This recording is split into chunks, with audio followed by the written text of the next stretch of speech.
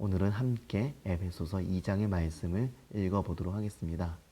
자, 먼저 성경책을 이렇게 펼치시고 에베소서 2장을 한번 천천히 정독을 해보시기 바랍니다. 정독하시고 나서 계속해서 영상을 시청해 주세요. 네, 다 보셨죠? 네. 우리 이 에베소서 2장은 사실 신약 성경에서도 아주 중요한 그런 말씀으로 꼽히는 부분입니다. 이 에베소서 2장을 전반부인 에베소서 2장 1절, 10절 그리고 후반부인 11절부터 22절로 이렇게 나누어서 살펴보겠습니다. 먼저 전반부를 보겠습니다. 전반부의 첫 번째 단락 1절에서부터 3절까지는 이전의 속박에 대해서 이야기합니다. 특별히 여기서 우리가 눈에 들어오는 그런 단어가 있죠. 2장 2절에 공중의 권세 잡은 자를 따랐으니 라는 그 구절이 눈에 들어오실 것입니다. 이 공중의 권세 잡은 자, 도대체 이게 무엇을 뜻하는 말일까요? 공중의 권세 잡은 자라고 할 때 우리는 당시 헬라인들의 그런 공간관념을 좀 생각해 볼 필요가 있겠습니다. 헬라인들에게 있어서 저 높은 하늘은 온전히 신적인 영역의 곳입니다. 그리고 땅은 인간들의 영역이지요. 그러면 이 하늘과 땅 사이에 이 공중, 이 하늘과 땅 사이의 이 공간은 누구의 것일까요? 네, 세상을 떠돌아다니는 그런 악한 영들의 세계라고 당시 헬라인들은 생각했었습니다. 그러니까 이 말은 영적인 세계에서 권세를 휘두르려고 하는 그런 영을 가리키는 것이지요. 바로 하나님을 대적하는 사탄을 표현하는 그런 말이겠습니다. 자, 그러면 이어서 또 우리가 좀 눈여겨서 볼 단어가 있지요. 바로 불순종의 아들들, 또 진노의 자녀라는 언급이 2절과 3절에서 나오는 것을 우리는 보게 됩니다. 불순종의 아들들은 어떤 존재일까요? 이것도 어떤 무슨 영적인 그런 실체를 가리키는 것일까요? 그건 아닙니다. 네, 이것은 어떤 영적인 실체를 가리키는 것이 아니라 공중의 권세 잡은 자에게 속아서 악한 풍조를 아무 생각 없이 따라다니는 그런 사람들을 표현하는 문학적인 그런 언어입니다. 진노의 자녀라는 것도 동일한 그런 표현이라고 이해하시면 되겠습니다. 이렇게 이 1절에서부터 3절까지 해서 이 바울은 공중의 권세 잡은 자가 우리를 세상의 풍조 가운데 정말 내밀어서 우리가 그 악한 풍조를 아무 생각 없이 따르게 만들었다는 것을 말을 합니다. 그런 우리에게 한 분이 찾아오셨습니다. 바로 하나님이십니다. 하나님께서는 우리를 내버려 두지 않으시고 자신의 아들 예수님을 보내셨습니다. 그 내용이 이제 4절부터 7절까지 이어지게 됩니다. 이 4절에서부터 7절까지는 우리를 구원하신 그 놀라운 은혜를 아주 간결하게 그러나 아주 감동적으로 묘사하고 있습니다. 예수님께서 우리를 위해 죽으심 가운데 우리도 같이 우리 죄에 대해서 죽게 되었습니다.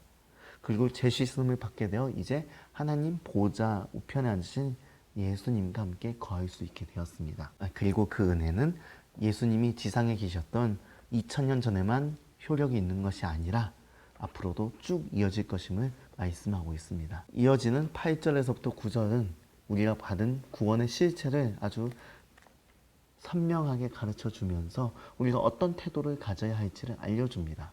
이 말씀을 우리가 함께 좀 읽어보겠습니다. 2장 8절에서부터 9절입니다. 너희는 그 은혜에 의하여 믿음으로 말미암아 구원을 받았으니 이것은 너희에게서 난 것이 아니요 하나님의 선물이라. 행위에서 난 것이 아니니 이는 누구든지 자랑하지 못하게 함이라. 아멘.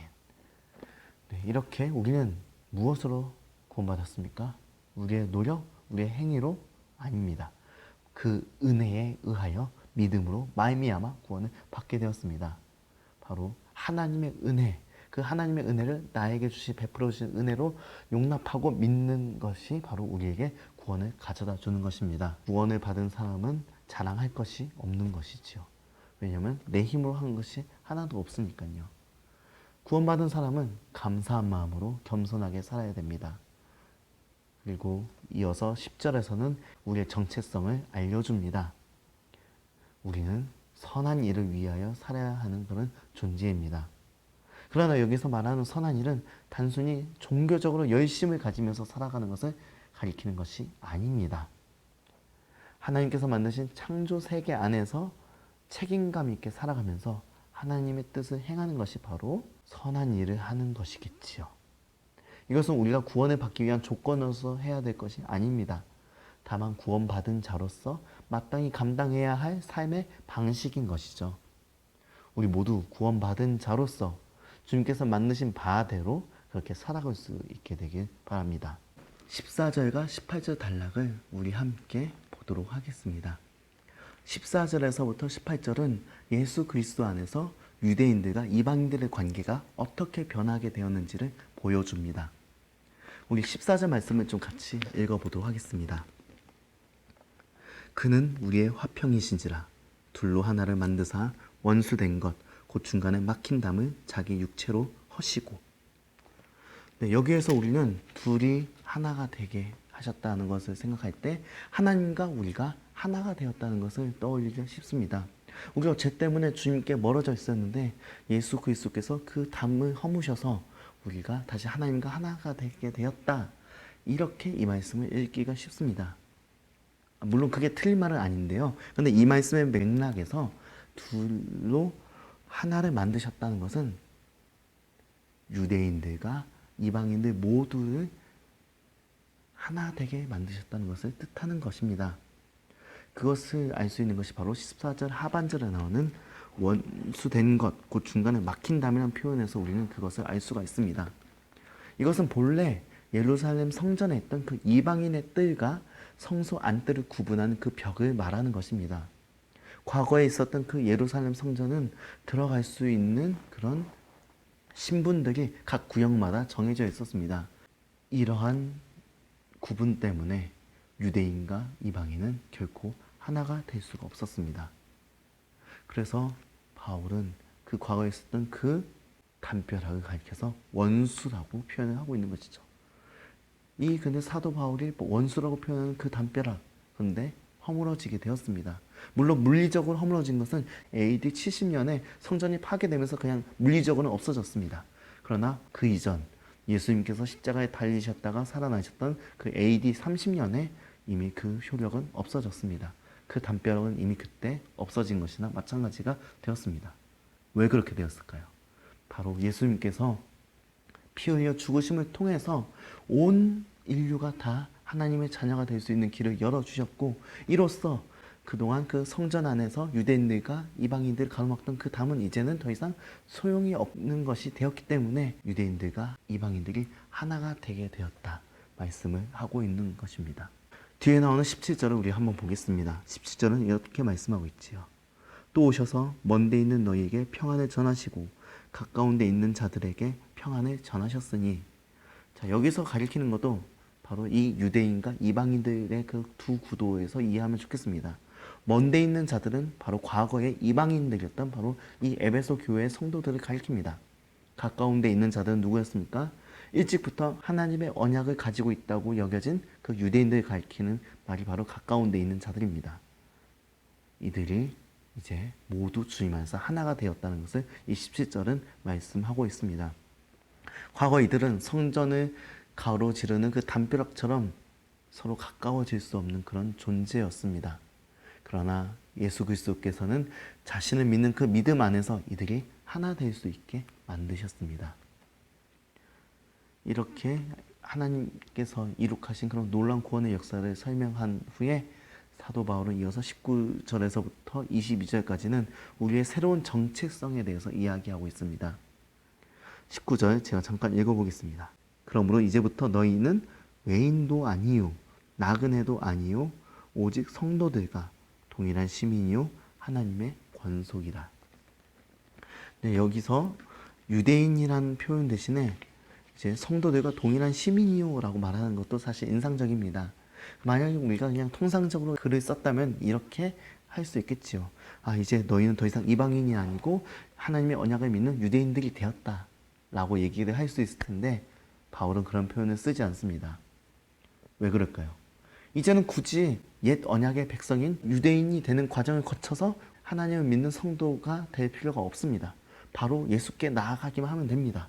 그렇기 때문에 유대인이란 표현 대신에 성도가 되었다라는 것으로 말을 하고 있습니다. 20절을 한번 같이 읽어보겠습니다. 너희는 사도들과 선지자들의 터 위에 세우심을 입은 자라. 그리스도 예수께서 친히 모퉁이 돌이 되셨느니라. 자, 여기서 사도들과 선지자들의 터 위에 세워졌다는 표현이 나옵니다. 그렇습니다. 교회가 세워지는 것은 말씀을 가르치는 사역을 하는 그 사람들과 또 그 사람들을 통해서 전해지는 그 복음을 통해서 교회가 세워지게 됩니다. 여기서 우리가 또 기억해야 될 것이 있습니다. 바로 그리스도 예수께서 친히 모퉁이 돌이 되신다는 바로 그 사실입니다. 예수 그리스도가 없이는 교회가 교회될 수가 없습니다. 이 모퉁이 돌이라는 것은 어떤 것이냐면은 옛날에 이제 돌집을 지을 때 이렇게 지었다고 해요. 기초를 먼저 만들기 전에 이제 집을 지을 어떤 그 땅 구획을 해야 되지 않겠습니까? 이제 건물의 그런 땅 구획을 하기 위해서 사방에 세워놓은 그런 돌기둥이 있습니다. 이 돌덩어리들이 있습니다. 이것을 가리켜서 모퉁이 돌이라고 합니다. 이 모퉁이 돌의 범위 안에서 기초석이 놓여지게 되고 벽들이 세워져 나가게 됩니다. 교회를 세워나가는 것도 바로 이런 기준 가운데 세워져 나가야 됩니다. 목회자든 교회를 섬기는 장로님이나 권사님이나 집사님들 모두 예수 그리스도의 기준으로 우리는 교회를 세워나가야 되겠습니다. 또 우리가 교회에서 가르치는 모든 교육 내용과 또 우리의 모든 섬김의 내용들은 예수 그리스도의 기준으로 세워져 나가야 됩니다. 우리는 이 말씀을 통해서 묵상해야 되겠습니다. 그리고 그 기초 가운데 우리는 교회로서 지어져 나가게 됩니다. 우리 한 사람 한 사람이 그런 교회로서 지어져야 하고 또 우리 보광종합교회가 그런 교회로서 지어져 나가야 되겠습니다.